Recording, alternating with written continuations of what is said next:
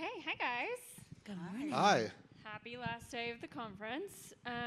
We are here to talk about Gen Z. So let's get right into it. You guys tell me a little bit about who you are, what your title is, what you do. Sure. So Rachel Griffith, I am the category marketing manager at NAPA, and what that title means is that I am the liaison between the marketing team and our category teams.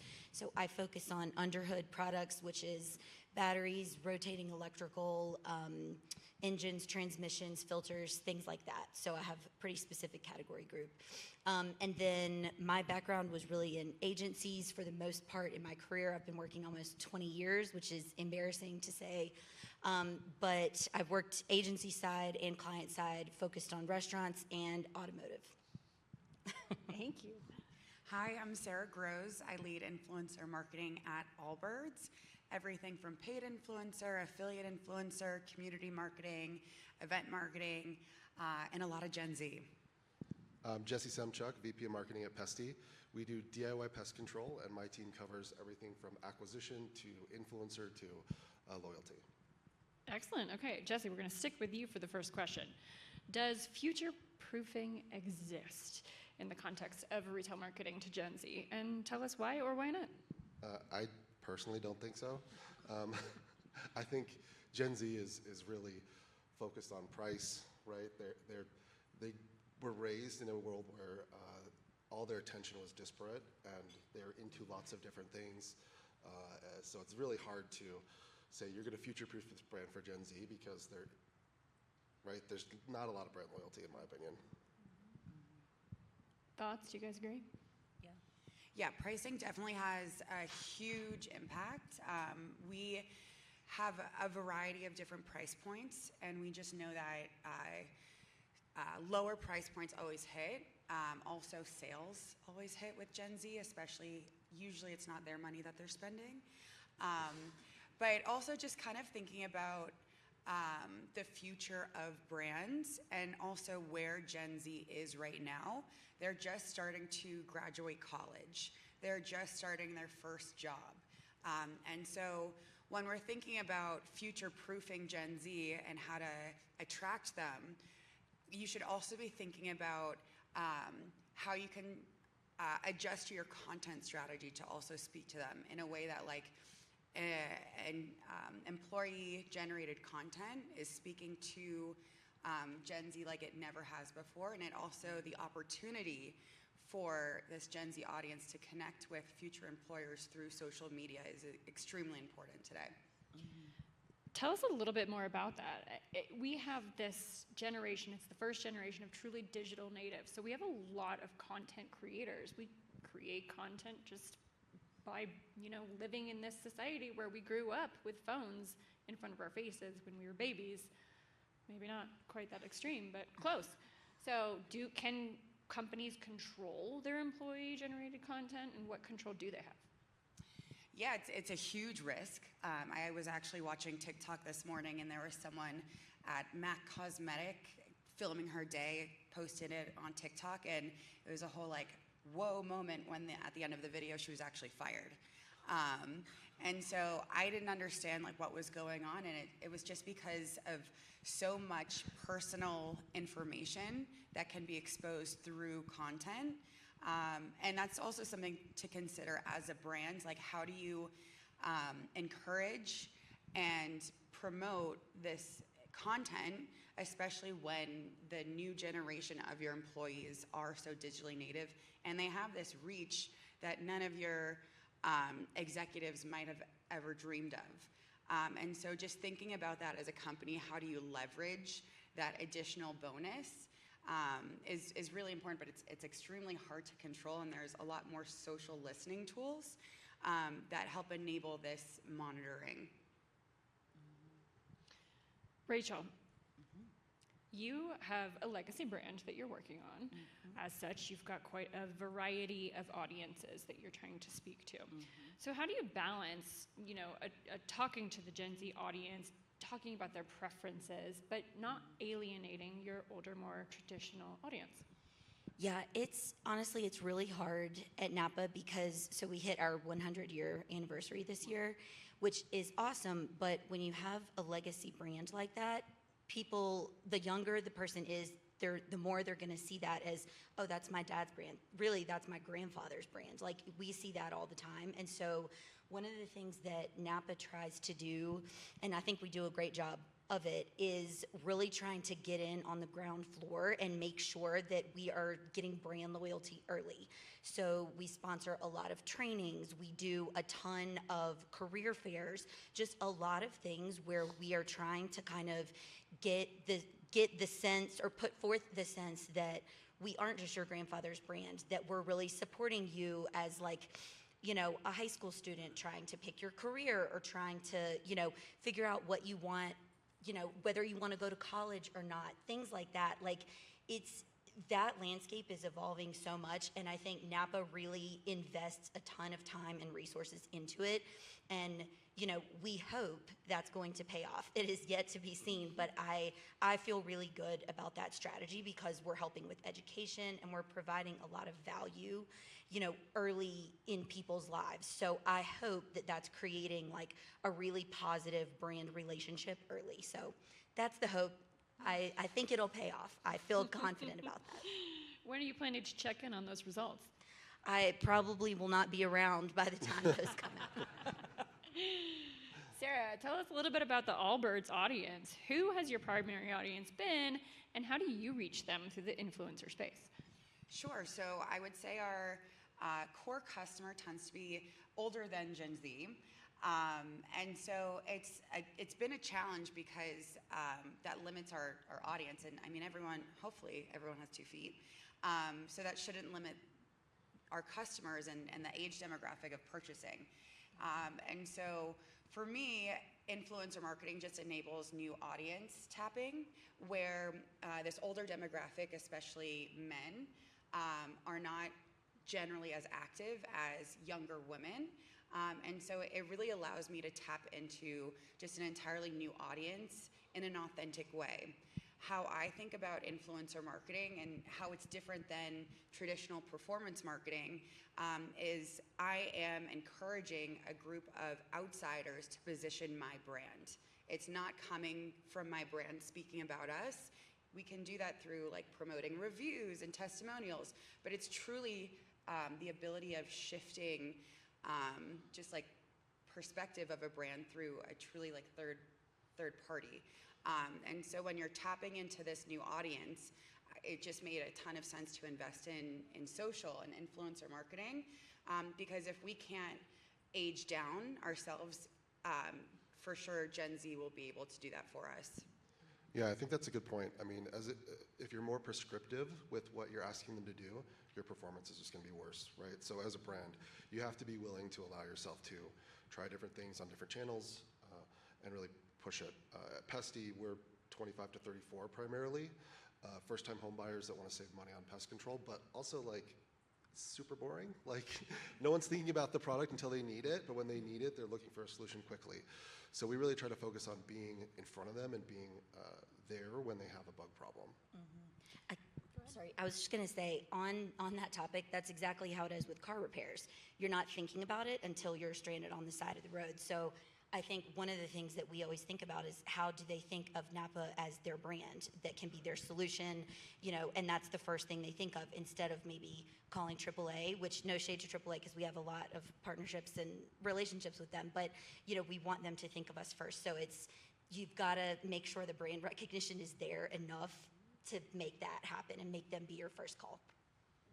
Interesting. So I'm curious then about your channel mix. How do you design your channel mix to attract, you know, both your traditional audiences, but then really make sure you're capturing and making this Gen Z audience aware of your brand?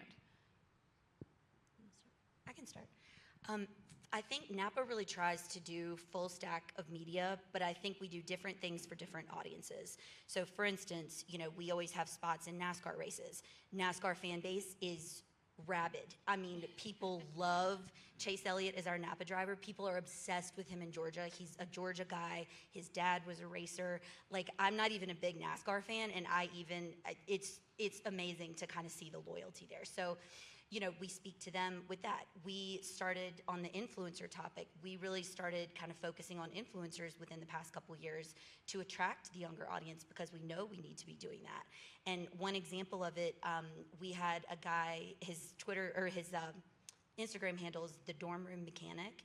And you guys should follow this guy. It's actually fascinating. He became famous building engines and stuff in his actual dorm room at college. So I think he did actually get in trouble for that, but it's a really appealing story, and it's really cool for us. So that's the kind of thing that we're trying to do. So that's just 2 examples, but trying to appeal to different people in the channels that resonate with them is really the biggest thing we focus on. For me, I mean, influencer is always Gen Z.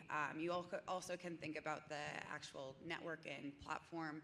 So TikTok usually tends to skew a little bit younger, even though it's a massive audience there. You'll be able to hit every single generation. But what I also do is I integrate influencer within other channels.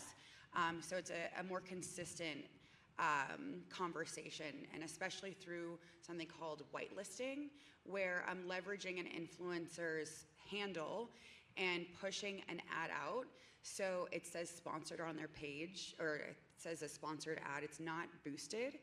So I can control the audience, and then I can also control the creative testing there as well.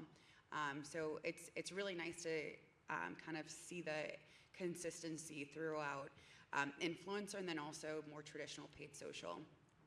We're really video first, so for a pest control brand, I think we do pretty well on TikTok, and we advertise there, Snap, Meta, Google, pretty much everywhere digitally. We run a ton of YouTube. So, I mean, we try to be in front of people and be in market for them when they have that need, but also educate people about bugs and be fun with it. I think to your point earlier, Sarah, our employees post on TikTok all the time, right? And I think that's got us a pretty good following there, but we really are sort of everywhere. Yeah, love that. Okay. That makes good sense. We kind of have to be everywhere with Gen Z. They are everywhere. Okay, so Jesse, what is one example of a marketing tactic or a channel that looked like it was going to be a trend, but maybe it wasn't, or maybe it became a permanent part of your strategy? I have a couple answers to that one. I mean, you mentioned partnership and whitelisting. I mean, we do a ton of that, and it's worked really well for us. You wouldn't think a pest control company can have UGC, but we have a ton of it. We have a whole team sourcing UGC, and that's working really well for us. Also, I would say AppLovin. I was kind of expecting it to, like, I'll spend for a few months and then it'll fizzle off, but it's been pretty consistently strong for us, like even into our top 5 channels. So that's been surprising to me. I think we heard about AppLovin earlier in this event, so interesting. Okay, Rachel, when we caught up, you talked about NAPA's approach to private label. I thought it was super interesting. So can you share a little bit with the audience here what that looks like? Sure. So one of the biggest examples is the NAPA tool brand that they just relaunched this year. It's called Carlisle. So it is a completely separate brand to NAPA. Like, it is our brand, but it is not branded with NAPA. So we really changed how we used to sell this. A ton of work went into this. I mean, for 2 years, audience research, how do we appeal to a younger consumer? I mean, they changed the color scheme. So NAPA's traditional color scheme is blue, like royal blue and gold. It's been that forever. It's gonna stay that forever for legacy NAPA stuff. Carlisle looks completely different. It has like a panther with like bright green, like the color of the exit lights, bright green. It has some crazy name like, fierce green or something on the Pantone, but it's really cool. So it's a completely different approach. And the whole idea was to create a tool brand that people are not associating with their grandfather's tools. That, hey, these tools are for me, they're made for me, they're young, the brand is cool. And then one of the things that we tried to do as part of the launch, a lot of PR packages sent out, things like that, but we started trying to put together toolkits for new technicians who were graduating from technical school. And I mean, those kits cost $10,000. So think of like a person who's graduating from cosmetology school. You have to buy your shampoo, you have to buy your hair color, all of those things yourself. This is that on steroids. I mean, $10,000 is a lot of money for somebody just starting out. 21 years old, 18 years old. I mean, they're very young. So we really felt like this is kind of part of the investment strategy in the future to provide that value to them. So that's just one example of some of the things that of one of the things that I feel is really impactful there, but it is meant to be part of a larger strategy to really push forth this brand new, cool, fun brand. So like I said before, remains to be seen, but I feel really good about that because we did the research to do the right things to get in place. So I'm really excited about that. You guys should go check it out, CARLYLE. So it's great. And we'll be taking affiliate commissions on that. Thank you so much. Sarah, we talked about this idea of cultural holidays. Marketers are usually anchoring on traditional holidays to build their marketing calendar, but in this new generation, this new era of constant social media and attention just flipping really quickly, what is a cultural holiday and how can we attach to those as brands trying to get attention of this younger audience? Yeah, I'm curious, does anyone know the Gen Z marathon that happened, that actually could still be happening, but has been happening for the past 2 weeks? Sorority Rush. Wow. The balloons. There's so many. And so this is this is not obviously a holiday. I guess it is nationwide, but as it's getting more traction on social, brands are integrating more and more and more. So like an amazing example of this is Poppy, the Better For You soda brand, actually created custom cans with sorority letters on the cans printed, and it was so well integrated. Apparel brands are there. I don't know if you have all seen these like sorority intros where like there's 100 girls dancing and like they're busting and shaking, and so apparel brands are completely outfitting the entire sorority, and all the top comments are like, where did you buy your clothes from? I love it. And so this is definitely like a cultural moment that as brands you should definitely take advantage of because it happens at the same time every single year. You know how to get in touch with these they're brands at this point, and then also not only that, they have national brands too, so it's a lot more simple to get larger reach. And then also something else, and taking this idea in a more micro scale is there's things like the Met Gala, Grammys, and especially and even like sports events where, at least for me, I know that a lot of these award shows, people are looking at the fashion. So as a fashion brand, I'm gonna go on TikTok and I'm gonna comment. I know that these content pieces coming from the gala, the actual brand handle of them, I just know that they're gonna get millions and millions of impressions. If I can comment quickly once they're turning around content, I know at least my comment is going to hit tons and tons of impressions and also get tons and tons of engagement with replies and likes, and I didn't even have to lift a finger really creating the content myself.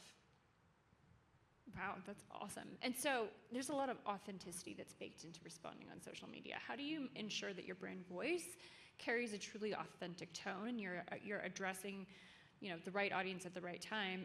And Rachel, maybe you can take that question because I'm curious from, having so many different generations, and you're either talking to Gen Z or you're talking to Gen Z's parents. Yeah. Talk to me about how you flex there.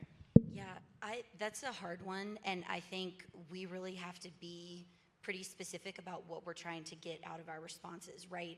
I think, when it's negative sentiment on social media, like we had a thing that happened right when I started this role like a year ago, and we really had to appeal to an older generation there. They were mad that we had changed one of the legacy products. So we really tried to be, mindful about putting comments, replying with comments about how, what we changed was for the better, whatever, we kind of were very specific about how we curated that. But if we had something, like if somebody was upset about their new Carlisle tool, we're really responding a lot more in real time, a lot more casual of a nature. So I think we really try to respond differently based on who the audience is, what the complaint is. I mean, it takes a lot of work. We have a whole team that does that and monitors, but I think it's particularly important to speak to the right audience in the right way when you are such a legacy brand. Like, we're just pretty conservative, and we don't ever want to, you know, hype up a situation more by responding in the wrong way. So we try to be really careful about that.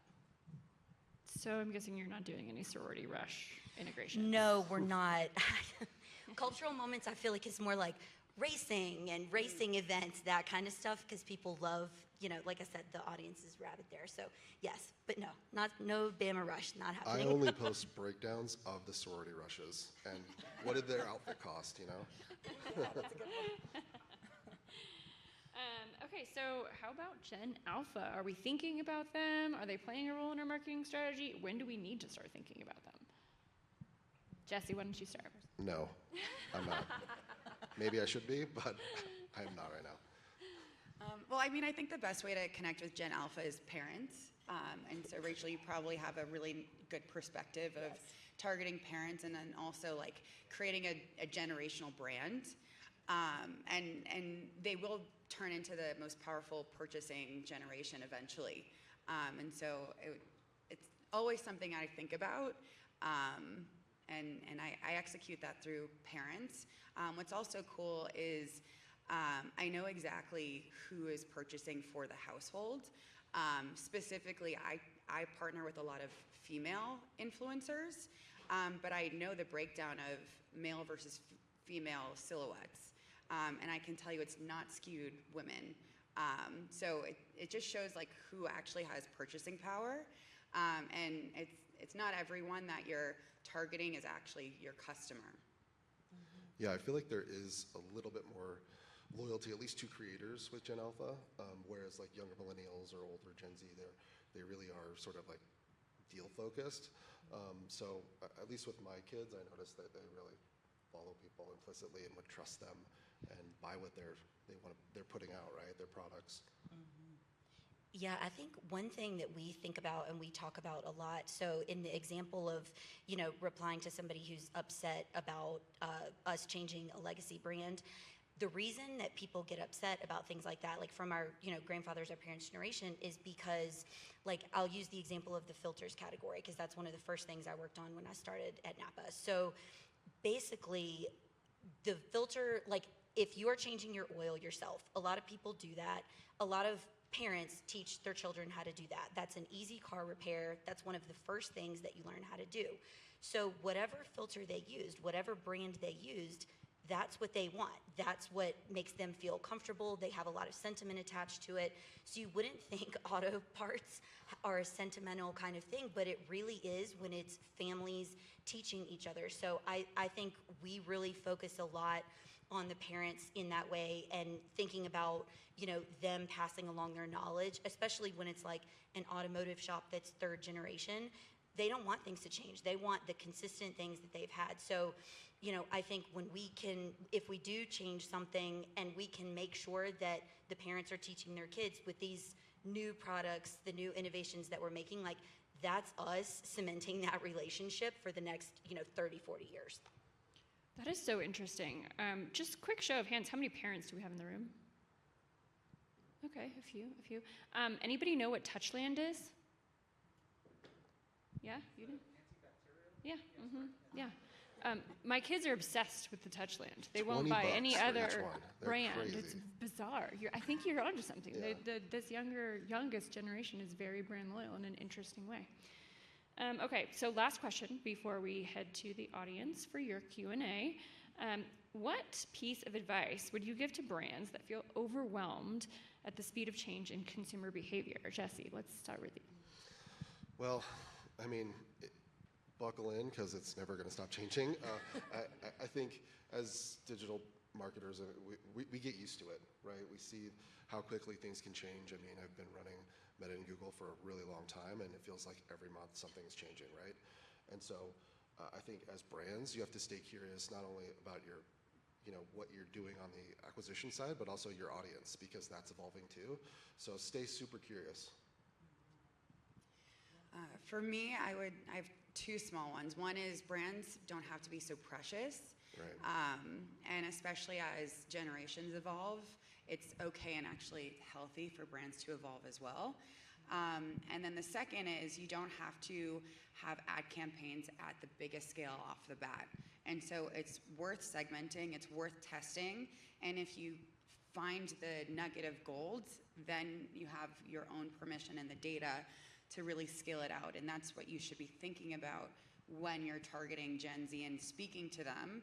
You don't have to speak to all of them at once because they're also not all speaking the same language themselves. Yeah, I would say, keeping up with trends, but then trying to do those in a way that feels authentic for your brand. I think I never would have said, 5 years ago when I was working on the NAPA brand on the agency side, I would never have said we would have a whole influencer strategy. And now it's a big part of what we do, and it's really important. So I think staying open-minded, like they both said, staying curious and making sure that you're okay with testing just in the right way that's authentic for your brand. Perfect, makes sense. Questions from the audience?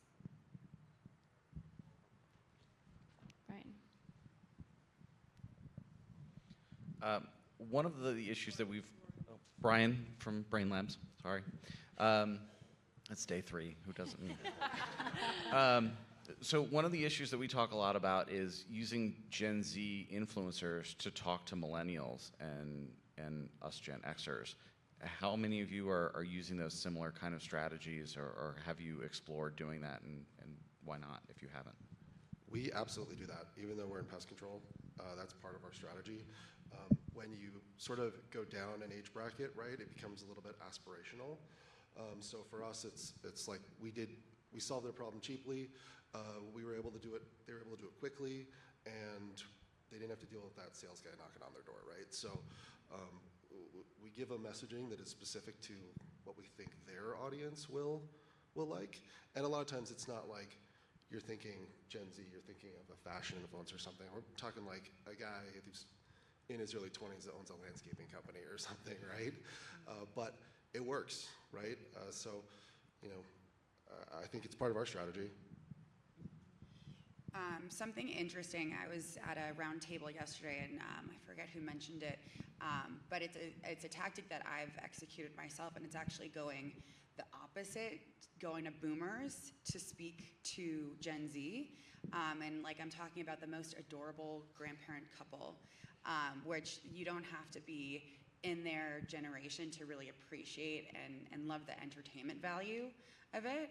And so that was a really strong strategy that I was able to execute for speaking to Gen Z, but also to speaking to the millennials and everyone in between. I think with that strategy too, you're also targeting their children a little bit, where like they're seeing their parents in that UGC post. I mean, we did the same thing at Kizik, where we try to get someone who's old, but maybe like Silver Fox old, not old, right? So it's more aspirationally old. Okay.